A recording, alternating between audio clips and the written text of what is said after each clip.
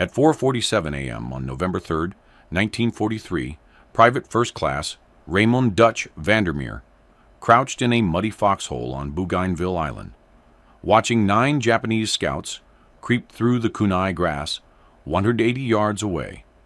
His Springfield M1903 lay beside him, useless.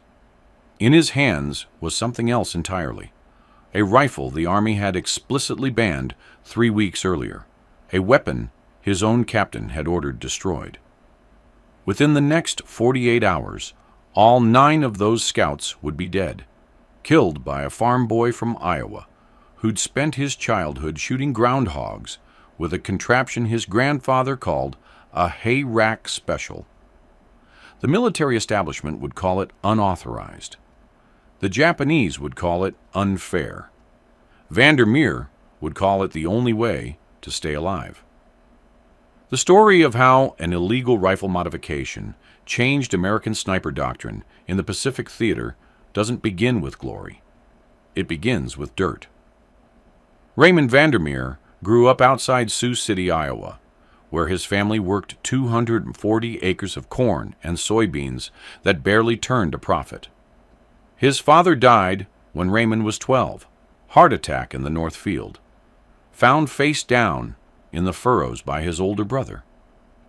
After that, keeping the farm running fell to Raymond, his mother, and 2 younger sisters who couldn't tell a carburetor from a crankshaft. The farm had a groundhog problem, serious enough that Raymond's grandfather, a Dutchman who'd homesteaded the land in 1891, had devised his own solution decades earlier. He'd taken an old Winchester lever action, removed the standard stock, and built what he called a hay rack, a crude wooden platform that extended forward from the trigger assembly. The shooter would rest the rifle across a hay bale or fence post, belly down, using the extended platform for stability. Ungainly, ugly, effective. By age 14, Raymond could hit groundhogs at 220 yards using his grandfather's hay rack rig. By 16, he was taking down coyotes at 300. He wasn't a natural athlete, wasn't quick with his fists, wasn't popular at school. But he could shoot. That was his one skill, developed through necessity, refined through thousands of rounds, fired across Iowa farmland, where ammunition was expensive, and every shot had to count. December 1942 brought his draft notice. By March 1943, he was in the Pacific. The problem with American infantry tactics in the jungle wasn't immediately obvious to commanders sitting in air-conditioned headquarters in Brisbane or Noumea. On paper, the M1 Garand semi-automatic rifle gave American troops overwhelming firepower advantage. 8 rounds, faster cycling, reliable operation, superior to the Japanese Arisaka bolt action in every measurable way. Except in the jungle, measurable advantages didn't matter. The Japanese didn't fight in open fields. They fought from spider holes, from trees, from positions so well camouflaged that American troops walked past them without seeing. They fought at dawn and dusk when light was uncertain. They sent scouts ahead, small teams of 2 or 3 men who would probe American lines, identify weak points, then melt back into the jungle before anyone could respond. These scouts were killing American soldiers with methodical efficiency. On Guadalcanal, Private Eddie Larson from Minnesota was shot through the throat by a scout he never saw. The Japanese sniper had been 40 yards away, hidden in a palm tree for 6 hours. Larson bled out in 90 seconds while his squad mates returned fire at empty jungle. On New Georgia, Corporal James Rutherford from Georgia was killed by a scout firing from a camouflaged pit. Rutherford had walked within 10 feet of the position. The scout waited until he passed, then shot him in the back. By the time Rutherford's unit located the pit, it was empty. On Rendova, Sergeant Frank Hoskins from Michigan lost 3 men in one morning to a single Japanese scout who picked them off from a ridge 200 yards distant. The scout fired, moved, fired again. When American troops finally overran the position 2 hours later, they found spent cartridges and footprints. No body. The pattern repeated across the Solomon Islands. Japanese scouts operated with near impunity because American infantry couldn't respond effectively. The M1 Garand, designed for rapid fire at close range, wasn't built for precision shooting at distance. The standard infantry doctrine emphasized volume of fire over accuracy. Spray and pray. Suppressive fire. Close with the enemy. But you can't close with an enemy you can't see. Vandermeer arrived on Bougainville in October 1943 and watched the pattern continue. His unit, Company K, 3rd Battalion, 148th Infantry Regiment, lost 2 men in the first week to scout activity. Both shot from positions over 150 yards away. Both dead before anyone could identify the shooter's location. The first was Private Tommy Whitaker, from Tennessee, 20 years old, engaged to a girl named Sarah back home. He was carrying ammunition forward when a bullet took him through the chest. He died, asking for his mother. The second was Corporal Vincent Calabresi, from New York, a former longshoreman who'd worked the Brooklyn docks before the war. He was shaving when the bullet hit, straight through the temple. His razor was still in his hand when they found him. Vandermeer knew both men. Not well, he'd only been with the unit 3 weeks, but well enough. Whitaker had loaned him a poncho during a rainstorm. Calabresi had shown him how to dig a proper drainage ditch around his foxhole. Now they were dead because the Japanese owned the long-range fight. The official response was inadequate. Officers distributed Springfield M1903 rifles to designated marksmen, 1 per platoon. The Springfield was bolt action, more accurate than the Garand, fitted with iron sights, capable of 300-yard shots. In theory, this solved the problem. In practice, it didn't. The Springfield standard issue sights were designed for general infantry use, not precision work.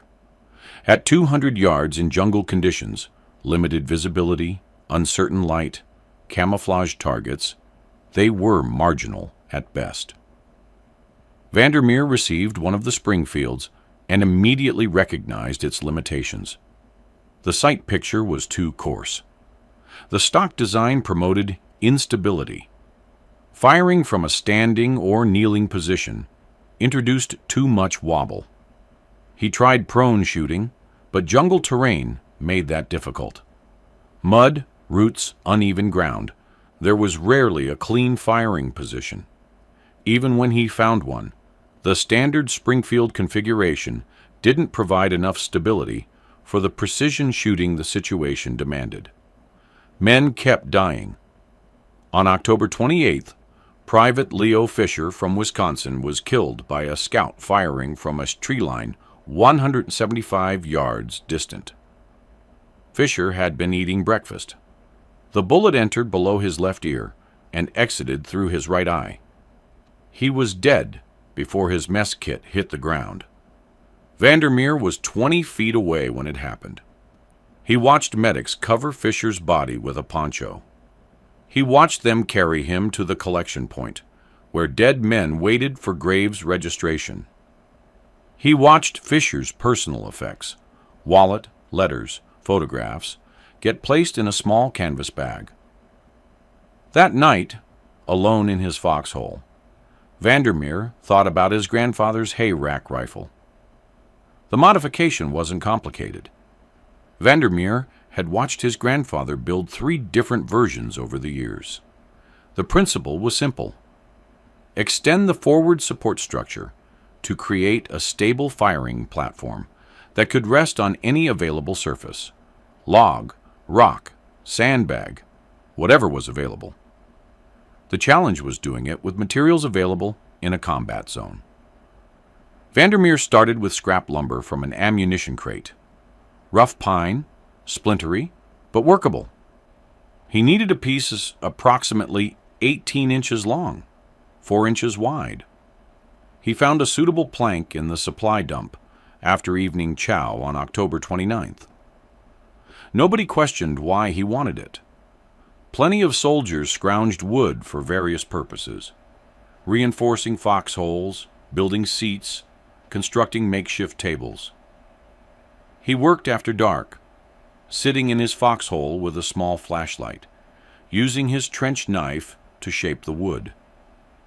The goal was to create a platform that would extend forward from the rifle's fore-end, supported by 2 vertical struts attached to the barrel band and front sight assembly.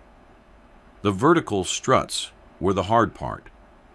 He needed something rigid enough to support the platform, but light enough not to destroy the rifle's balance.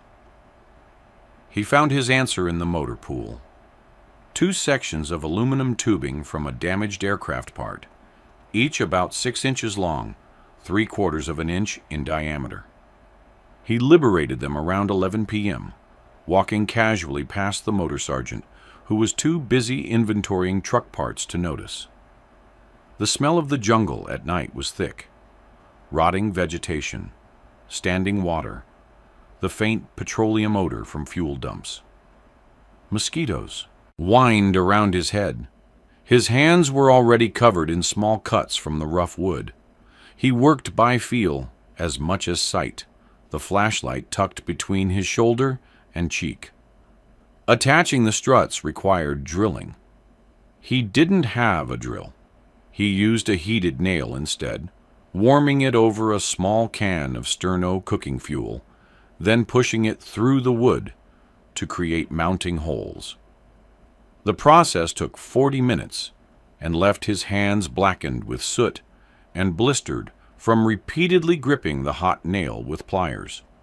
At 1:15 a.m. on October 30th, he had the basic structure complete. A wooden platform extending 18 inches forward from the Springfield's fore-end, supported by 2 aluminum struts attached to the barrel band with wire scavenged from communication cable. It looked ridiculous, ungainly, like something a farmer would build in a barn. But when he rested it across a sandbag and looked through the sights, the stability was remarkable. The crosshairs barely moved. The wobble that plagued standing and kneeling shots simply disappeared. He tested it the next morning during a quiet period, firing 3 rounds at a tree stump 225 yards distant. All 3 shots clustered within a 6-inch circle. With standard configuration, he would have been lucky to hit the stump at all. The modification worked. It was also completely illegal. Army regulations explicitly prohibited modification of issued weapons. The official manual stated, "Rifles will be maintained in standard configuration without alteration of barrel, stock, or sighting mechanisms." Vandermeer's hay rack platform violated that regulation comprehensively. If discovered during inspection, it would mean court-martial, destruction of government property, possibly dishonorable discharge. He didn't care. On November 1st, Corporal Danny Fletcher from Ohio was killed by a Japanese scout operating from a ridge 190 yards from the American perimeter. Fletcher had been Vandermeer's tent mate, a former auto mechanic from Akron who'd spent the previous evening showing Vandermeer photographs of his 2 daughters. The scout fired once and disappeared. Fletcher died slowly over 12 minutes, gut shot, calling for his wife. Vandermeer decided that regulations could go to hell. The morning of November 3rd began with fog, thick, wet, clinging to the kunai grass, and low jungle scrub like something physical.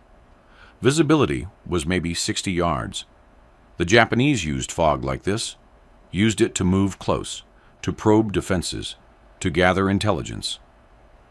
Vandermeer was on perimeter watch, positioned in a foxhole on the northeastern edge of Company K's defensive line. His hay rack, Springfield, rested across a sandbag, covered with a poncho to keep the moisture off the action. He'd said nothing to anyone about the modification. As far as his squad mates knew, it was just a standard issue rifle. The fog started lifting around 4:30 a.m., slowly, like a curtain being drawn back. At 4:47 a.m., Vandermeer saw movement. Not much, just a disturbance in the kunai grass, 180 yards distant. Could have been wind. Could have been an animal. Probably wasn't. He watched through his sights, barely breathing. 30 seconds later, he saw them. Japanese scouts, moving in a loose formation, low and careful, using the terrain. He counted 9 men. They were advancing toward the American line, trying to identify defensive positions before full daylight. Standard Japanese doctrine: get close, observe, withdraw, report back, then return in force. Vandermeer had maybe 10 minutes before they reached a point where they could see Company K's entire defensive layout. He didn't call for the sergeant, didn't alert anyone. The scouts were still 175 yards out, too far for reliable M1 Garand fire, too far for anyone else to engage effectively, but not too far for him. He settled the hay rack platform across the sandbag, the weight distributed perfectly. No wobble.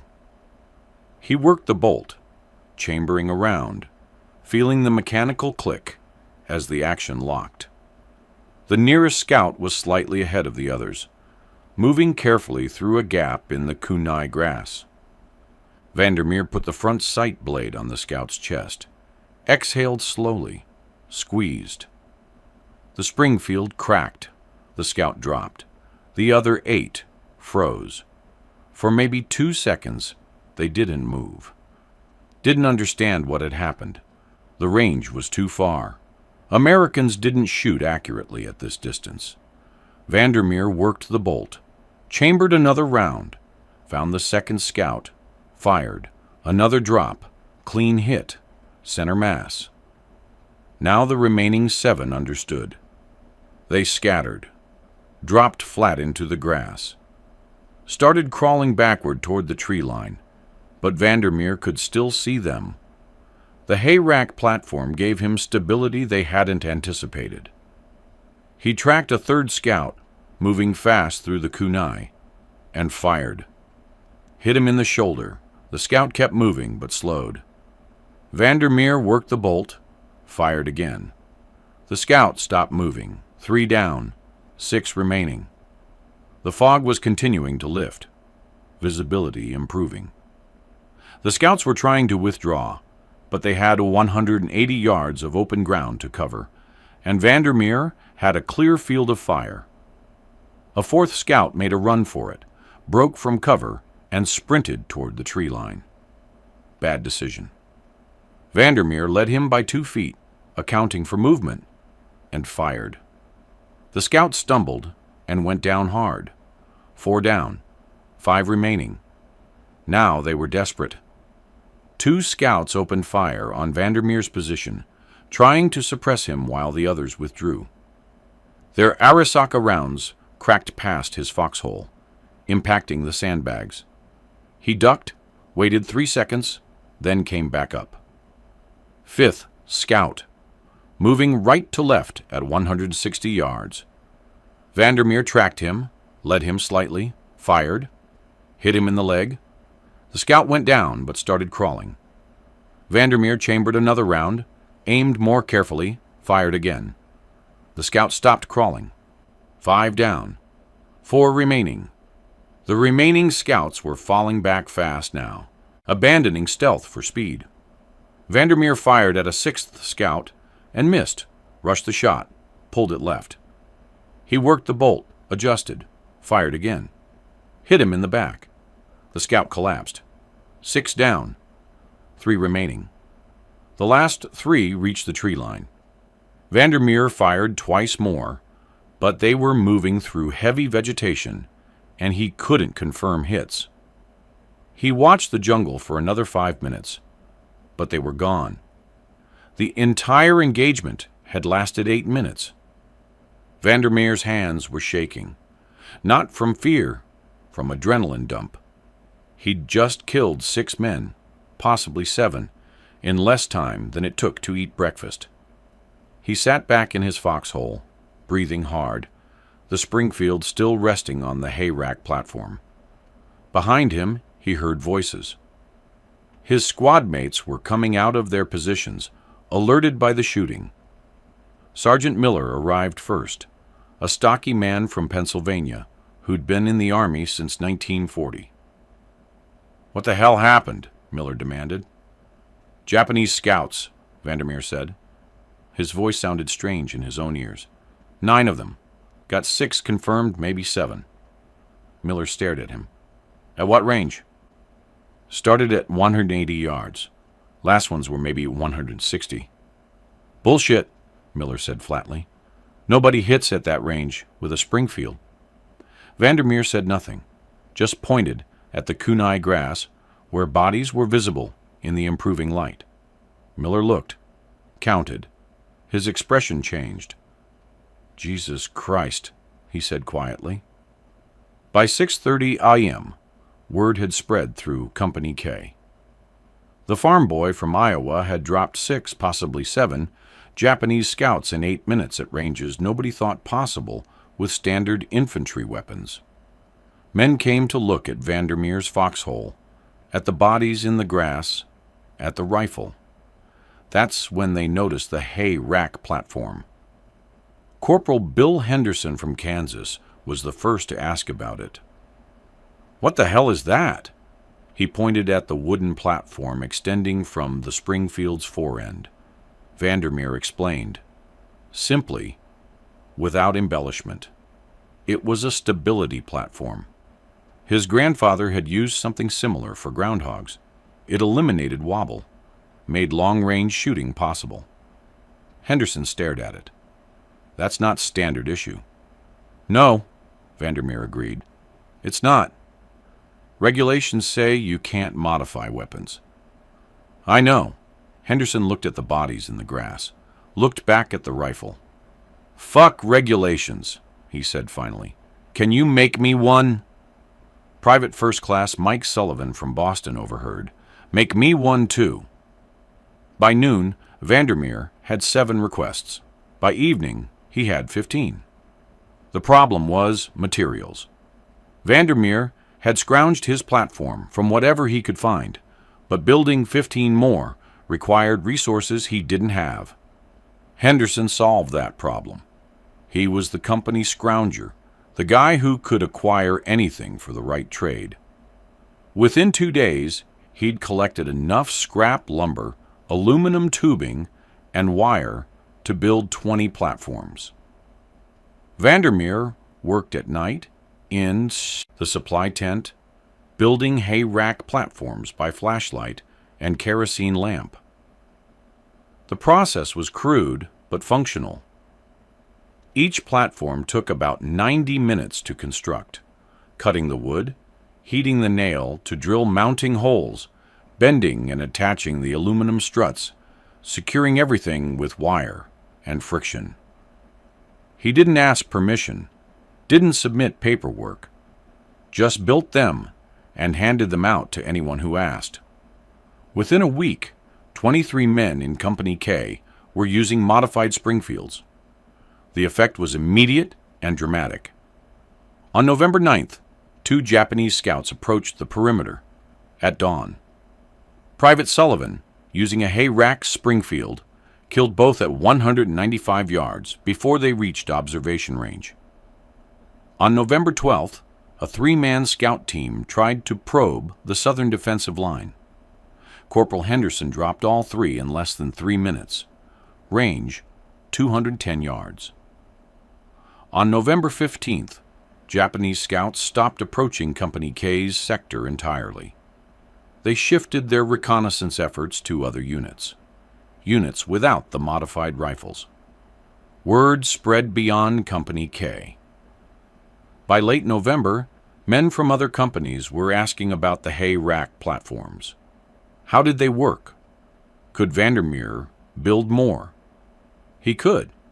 He did.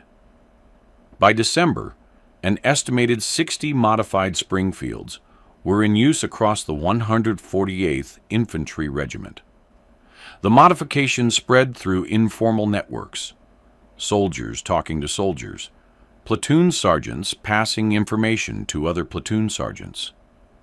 No official documentation, no engineering approval, just whispered conversations and late-night construction sessions. The Japanese noticed. Japanese intelligence reports from late November 1943, later captured and translated, make reference to American tactical changes on Bougainville.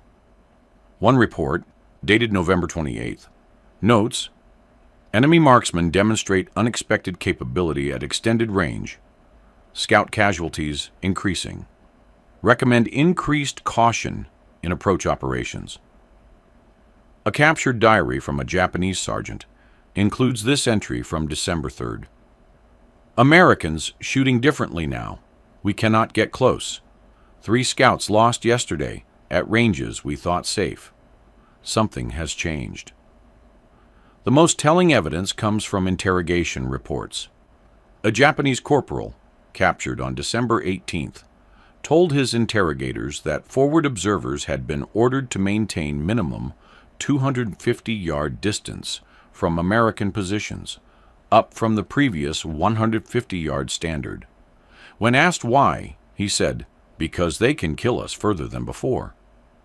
The modification was working, not just tactically, but psychologically. The Japanese had owned the long-range fight for months. Now they didn't, but success brought scrutiny. On December 21, 1943, Captain Robert Thornton conducted a surprise inspection of Company K's weapons.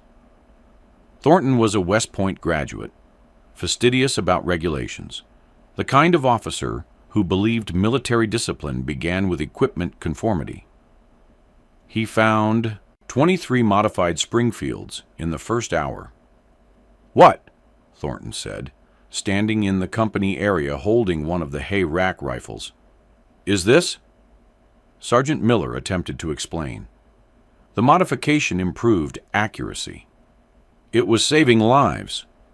Scout casualties had dropped dramatically since implementation. Thornton cut him off. "This is unauthorized modification of government property, direct violation of Army regulations." He turned to Miller. "Who's responsible?" Miller hesitated, then, "I don't know, sir. The men just started showing up with them." Thornton didn't believe him. "Somebody built these. I want a name." Nobody spoke. Thornton's face reddened. "Fine. All modified weapons will be confiscated immediately. Destroyed. Anyone found with a modified rifle after 1,800 hours today will face court-martial." He meant it. By evening, 23 hay rack platforms had been removed from Springfields and burned. Vandermeer watched them go into the fire pit, wood and aluminum melting into ash, and felt something cold settle in his chest. 2 days later, Japanese scouts killed Private First Class George Martinez from Texas, shot from 185 yards while he was filling canteens at the water point. He died before the medics arrived. Martinez had been using a hay rack rifle. Thornton's order had taken it away. Vandermeer built another platform that night, didn't hide it, didn't pretend it was authorized. He simply constructed it, attached it to his Springfield, and went back on perimeter watch. 3 other soldiers did the same. Sergeant Miller found out the next morning. He pulled Vandermeer aside. "Captain finds out. You're done. Court-martial. Dishonorable discharge. Probably Leavenworth." "I know," Vandermeer said. "Then why?" "Because it works," Vandermeer said simply. "Because Martinez is dead, and he wouldn't be if he still had his platform, because more men are going to die if we follow regulations. Miller looked at him for a long moment. Finally, keep it hidden during inspections. I'll do what I can. The underground reconstruction continued. Men built new platforms secretly, kept them concealed during official inspections, used them only during actual operations. By mid-January 1944, approximately 40 modified rifles were back in use across the regiment. Captain Thornton never found out, or if he did, he chose not to act. But someone higher up the chain noticed. Statistics told the story Thornton couldn't see. In October 1943, before the hay rack modification appeared, Company K suffered an average of 4.2 casualties per week from Japanese scout activity. That figure included killed and wounded, men hit by long-range fire they couldn't effectively return. In November, after widespread adoption of the modification, casualties dropped to 1.8 per week. In December, despite Thornton's confiscation order and subsequent underground reconstruction, casualties remained at 2.1 per week. Across the entire 148th Infantry Regiment, the pattern was similar. Before the modification, 17.6 weekly casualties from scout activity. After, 6.3 weekly casualties. 64% reduction. Conservative estimates, based on casualty rates and the duration of the Bougainville campaign, credit the hay rack modification with preventing approximately 130 casualties between November 1943 and March 1944. Roughly 40 of those would have been fatal. Someone at division headquarters noticed the statistical anomaly. On February 8, 1944, a team of 3 officers arrived at Company K's position to investigate. They weren't there to punish anyone. They were there to understand why one regiment's scout-related casualties were dramatically lower than everyone else's. Sergeant Miller showed them, handed them a hay rack Springfield, explained the modification, demonstrated the stability improvement. The lead investigator, a major named Wilson, examined the platform carefully. "This isn't in the manual," he said. "No, sir," Miller agreed. "Who designed it?" Miller pointed at Vandermeer, who was cleaning his rifle 30 feet away. Wilson walked over. "Private, did you create this modification?" "Yes, sir," Vandermeer said. "Where'd you get the idea?" "My grandfather, sir. He used something similar for groundhog hunting." Wilson smiled slightly. "Groundhogs?" "Yes, sir." Wilson turned the rifle over in his hands, examining the platform from multiple angles. "It's crude," he said finally, "but it's effective." He looked at Vandermeer. "How many of these have you built?" "Originally 23, sir. Captain Thornton ordered them destroyed. Men have been rebuilding them since." "Captain Thornton ordered them destroyed?" "Yes, sir. Unauthorized modification of government property." Wilson's expression hardened. "Captain Thornton is technically correct, but he's also an idiot." He handed the rifle back to Vandermeer. "Keep building these. I'll handle Thornton." What happened next took 3 months and involved more paperwork than Vandermeer thought possible. Major Wilson filed a report recommending official evaluation of the hay rack modification. That report sat on a desk at Division HQ for 6 weeks before anyone read it. When someone finally did, it was forwarded to the Army Ground Forces Equipment Board, which specialized in evaluating field modifications and tactical innovations. The Equipment Board sent a team to Bougainville in April 1944. They tested the modification extensively, compared accuracy between standard Springfield configuration and hay rack configuration at ranges from 100 to 400 yards, interviewed soldiers using the modification, examined casualty statistics. Their conclusion, filed in May 1944.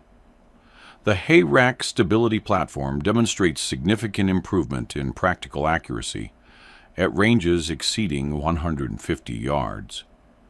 Recommend authorization for field manufacture and implementation across sniper-designated riflemen in Pacific Theater. The report included one additional recommendation: explore development of factory-manufactured version, incorporating design improvements for durability and consistency.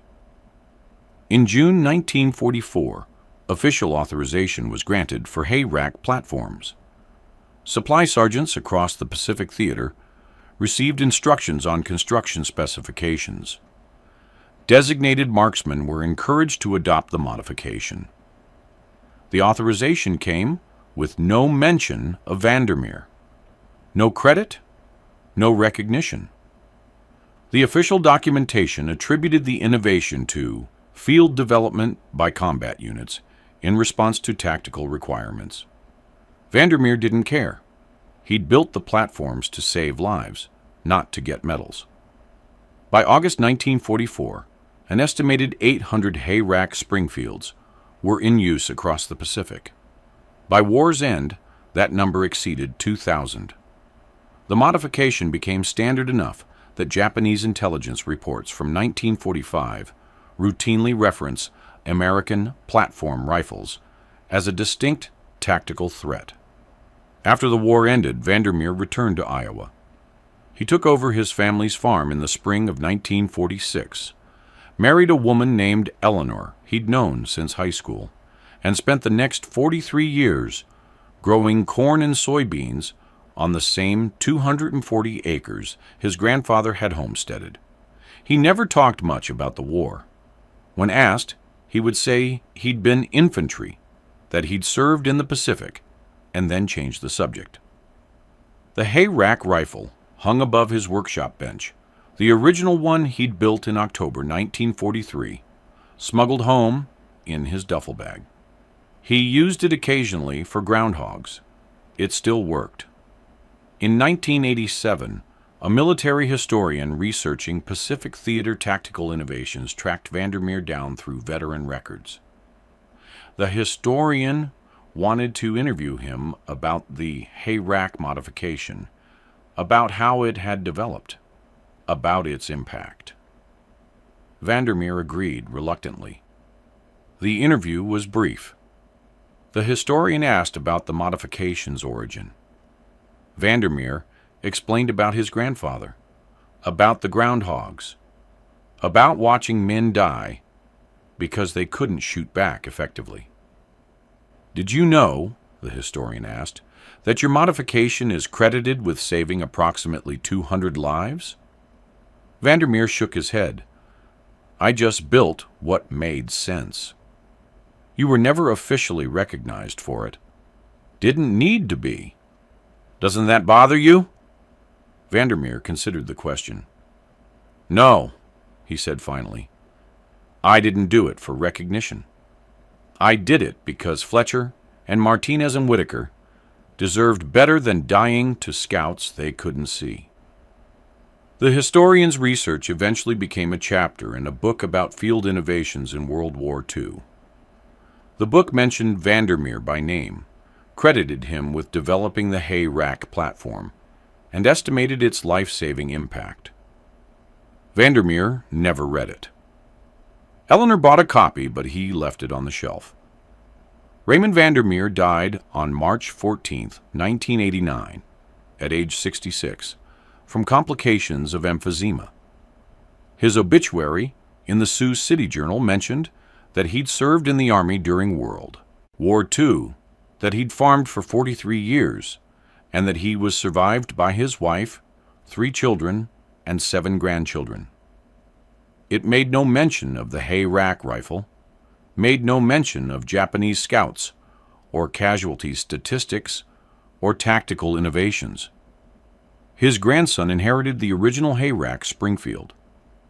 It hangs in a gun safe in Des Moines, a crude wooden platform attached to a 1943 Springfield M1903, built by a farm boy who solved problems the way farmers do, with whatever materials were available and zero concern for official approval. The broader lesson here isn't about rifles or modifications or even tactical innovation. It's about initiative. War doesn't wait for authorization, doesn't wait for engineering studies or committee approvals or official doctrine revisions. Men die while paperwork circulates. The hay rack platform worked because someone recognized a problem, had the skill to solve it, and the courage to act, despite institutional resistance. Not through generals or colonels or West Point graduates. Through a private first class from Iowa who'd spent his childhood shooting groundhogs and couldn't stomach watching more men die for lack of a solution. That's how real innovation happens in war. Not through official channels. Through soldiers who see what needs fixing and fix it. Through sergeants who look the other way. Through majors who recognize effectiveness when they see it and are willing to fight their own bureaucracy. The hay rack platform eventually became official doctrine, got integrated into sniper training programs, influenced post-war rifle design, saved hundreds of lives. But it started as an illegal modification built at night by a farm boy with a trench knife and scrap lumber, who decided that regulations mattered less than keeping his friends alive. Sometimes that's all it takes. One person, one idea, one decision to act. The rest is just paperwork. If you found this story compelling, please like this video. Subscribe to stay connected with these untold histories. Leave a comment telling us where you're watching from. Thank you for keeping these stories alive.